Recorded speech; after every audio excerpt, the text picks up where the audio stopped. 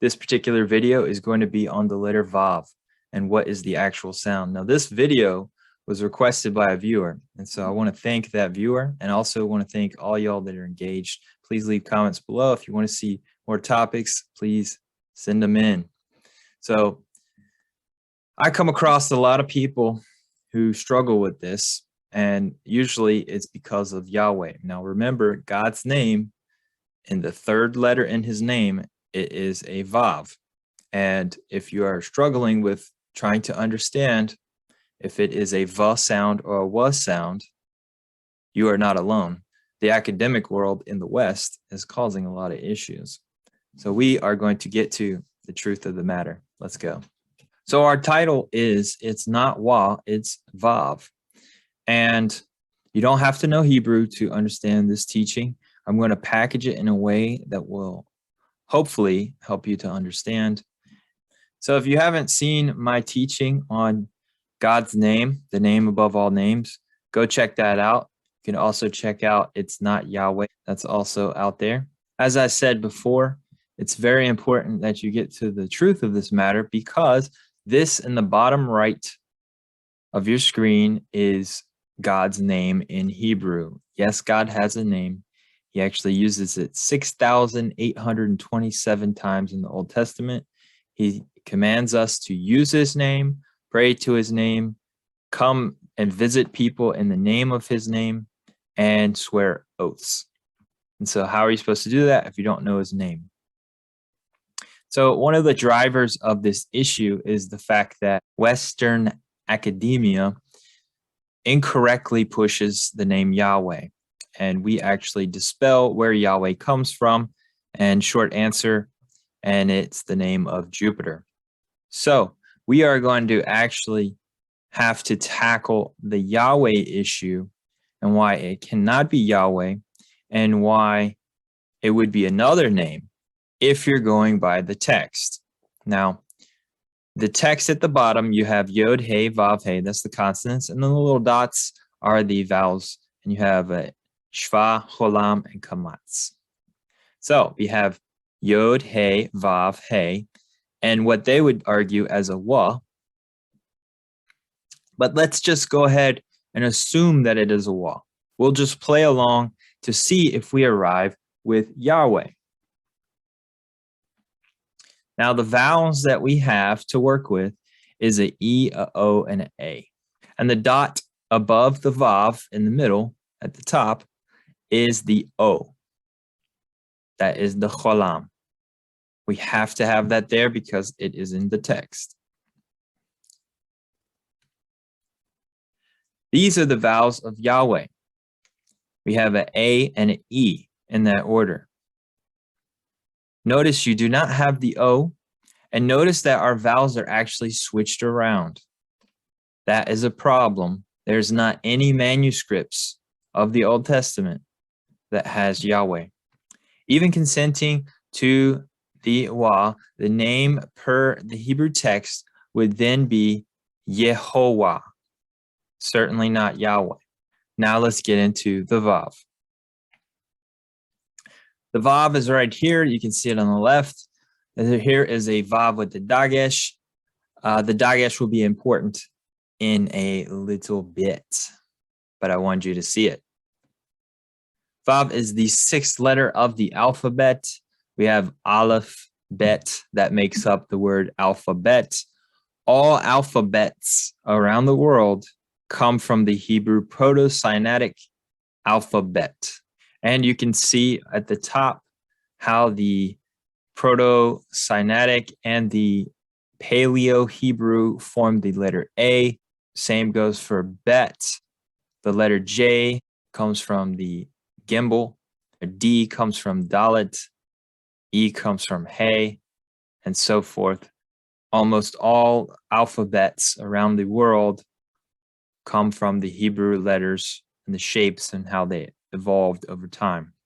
The Proto-Sinaitic entered the Promised Land and then went to the Phoenicians. The Phoenicians took it to the Greeks, and the Greeks turned it into the first Greek alphabet. And from there, you have an explosion of information, because now people could write things down in a very short form. The Vav is also the shepherd's hook. And if you look carefully at the diagram, you can see that they have Wa as the name for the Vav. Some people might say there's no Vav sound in Hebrew, except it's not true. The bet changes to a vet from a B sound to a V sound when there is no dagesh. And we showed you the dagesh is the little dot. So for people out there trying to destroy the V as in Vav and make it a W sound, they will say this talking point that there is no V sound in the Hebrew. It's always been a W sound. And even in another letter, like the B becomes a V, you have two letters that are capturing the V sound. So it could not be more of a deception. So this is a listing of all the countries where the Jews are using either a Vav and a Wa. For the Vav camp, you have European Jews, Kurdish Jews, Syrian Jews, Egyptian Jews, Persian Jews, Moroccan Jews, and Algerian Jews. And this comes from the Hebrew Encyclopedia. For the Wa camp, you have the Yemenite Jews, Baghdadi Jews, Libyan Jews, Tunisian Jews, and Atlas Mountain Jews. Some of the Jews from the Wa camp actually do pronounce the Vav as a Vav. In the case that there is a Dagesh with the Vav, they pronounce it as a Vav. Example, David over the Arabic Dawid. And so some of them say David. It's also important to state that some of these Jews in the Wa camp, also in the synagogues, when they are reading the text, they will use a Vav instead of a Wa. Even though their natural language of Arabic, they say a Wa. So they are actually preserving the V sound for their holy text. One that they are consistent with using the Wa is when they say and, which is a Vav, in which they say we. So they are very consistent in using a Wa for a Vav, except for when it comes to religious holy text. Now let's separate those out to see who is still using the Vav. Now we can see the separation between the Yemenite Jews, Baghdadi Jews, being in the Wa only camp, and they use the Wa in the holy text and in their local language. Whereas the Libyan Jews, Tunisian Jews, Atlas Mountain Jews, and also Samaritans, they have a history of this as well, in which they will use the Vav for their holy text, but in their open language, they will use a Wa. So what this is showing is that when you compare Hebrew speakers around the world, you find them being consistent in using Vav and pronouncing it as a Vav. Whereas you have a very small camp, that being the Yemenite and Baghdadi Jews, strictly only using a Wa for the letter Vav. We might now start to suspect that there is a corruption element to all of this. As one of the most important things to note is the Arabic has many of the same letters in the alphabet, and their Vav is a Wa sound. In Arabic, there is no V sound, as it is a offshoot from Hebrew and is another Semitic language. Now let's go on to prove more about how we know the Vav is a V sound. Let's look at the book of Ezekiel. So in the book of Ezekiel, we have Gav is spelled Gimbal Soft Bet. If you ask anyone around the world, you will get the same thing, bet being a V sound when it is a soft bet without the dagesh. And it means back. And what you find sometimes is you find people using the letter Vav in place of the soft bet. So it would not be the same word unless you're using it with the bet being a V sound, which there is no debate that the soft bet is a V sound. So in the book of Ezekiel, we actually find many times where the writer, be that being Ezekiel, is switching back and forth between the usage of a soft bet, meaning a V, and a Vav at the end of the word Gav, thus proving that the letter Vav has to have a V sound. Let's look at some of these. Ezekiel 23, verse 35 has a V. Ezekiel 43, verse 13 has a soft bet. 1 Kings 14:9 has a Gav with a Vav. And Nehemiah chapter 9, verse 26 has Gavam, and it has it with a Va sound. So we keep having this switching back and forth, a bet and a Vav. And this is also important, that there are many Hebrew writings outside the Bible also showing this changing back and forth between a bet and a Vav. There's also poems that have rhyming schemes and rhyming words using Vav as Vav sound and not a Wa sound. We actually have evidence throughout history of them proving that the Vav is a Vav sound. In the Arabic, the Va is pronounced as Wa.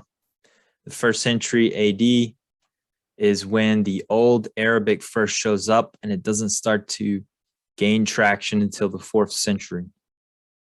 It was a gradual influence of Arabic. Academia assumes that the Arabic preserved the Hebrew. They didn't. They preserved the Arabic.